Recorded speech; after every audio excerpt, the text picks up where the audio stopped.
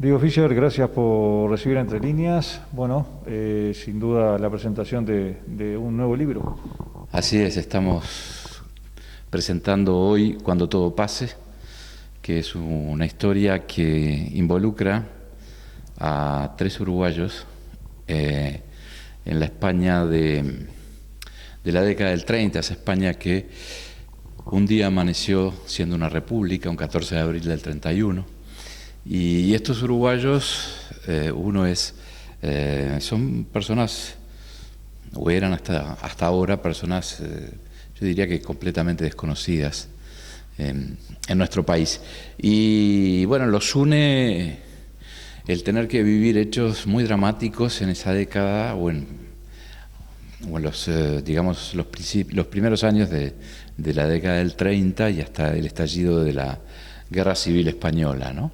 Estamos hablando de Daniel Civil Salvañach, que entonces era un muchacho de 14 años que se va a estudiar a España, queda huérfano y sus tíos y padrinos, que son los embajadores de Uruguay en España, lo llevan a estudiar y nada menos que al colegio Alfonso XII del monasterio del Escorial, un colegio de señoritos y de reyes.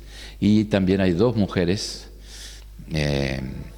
que son, las figuras, diría, centrales de la historia, que son Dolores y Consuelo Aguiar Mella, las 2 únicas beatas hasta el momento uruguayas que fueron beatificadas en el año 2001 por el Papa Juan Pablo II.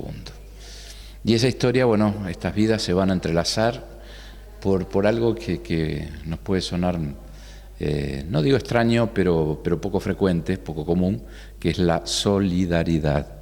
La solidaridad no enunciada, sino aplicada. Al punto que Dolores y Consuelo van a entregar sus vidas en esa España donde la violencia, en ese Madrid donde la violencia ha ganado sus calles antes que estallara la guerra civil, van a entregar sus vidas por salvar las vidas de otras personas. Y en el caso de Daniel, que cuando la guerra estalla, tiene apenas 20 años, también va a arriesgar su vida para salvar a la cifra no está clara, pero es entre 60 y 80 ex compañeros suyos de liceo. Es decir, la historia nos puede parecer distante porque el escenario donde transcurre es España, es esa España en que las milicias rojas, financiadas por Stalin, empiezan a desplegar una violencia, un odio y sangre por todos lados. Comienza la persecución contra la quema de iglesias y de conventos, y todo aquello que está vinculado a la religión católica es absolutamente vilipendiado. Esto se da en un contexto europeo muy complejo, ¿no? Porque teníamos a un Mussolini ya afincado en Italia, a un Adolfo Hitler que estaba a pasos de hacerse del poder en Alemania, una Unión Soviética que había surgido y que la figura de Stalin se consolidaba. Y así como ese tremendo baño de sangre empieza a darse en España, también en España van surgiendo los en parte perseguidos y opositores a la República, que no es a la República como institución, sino ni siquiera se puede decir que sea al gobierno de la República, sino que es a esas milicias, a esos grupos de hombres, de asesinos que andan matando por si acaso a gente que o pensaba distinto o practicaba una religión, nada menos que en España, donde toda la vida de España está regida por las festividades y el calendario cristiano, y a quien, y también por supuesto a los opositores, ¿no? ¿Cómo fue el proceso de composición y cuánto tiempo le llevó? Bueno, desde que yo me enteré de esta historia hasta la salida del libro fueron poco más de 3 años.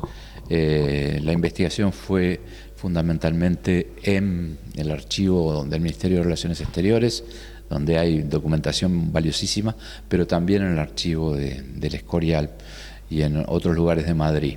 Allí, a través de una colega que me dio una mano, porque por el tema de la pandemia, el viaje que yo tenía programado para abril del año pasado no lo pude cumplir.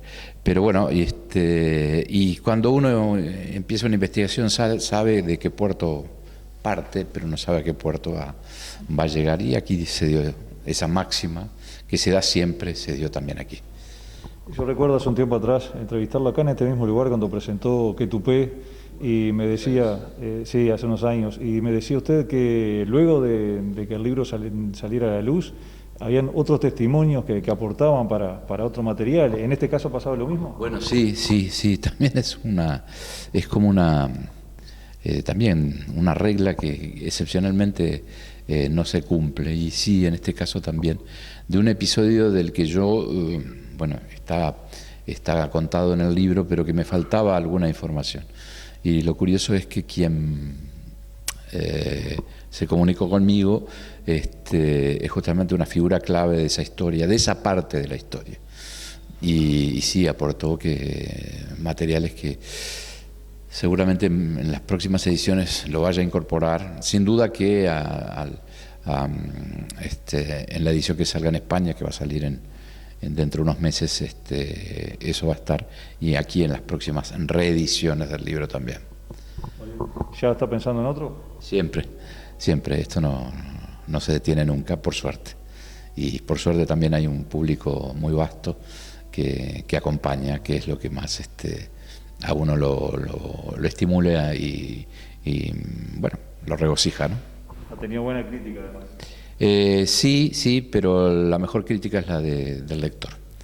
Y esa sí ha sido muy importante. Gracias por la nota. Gracias a usted.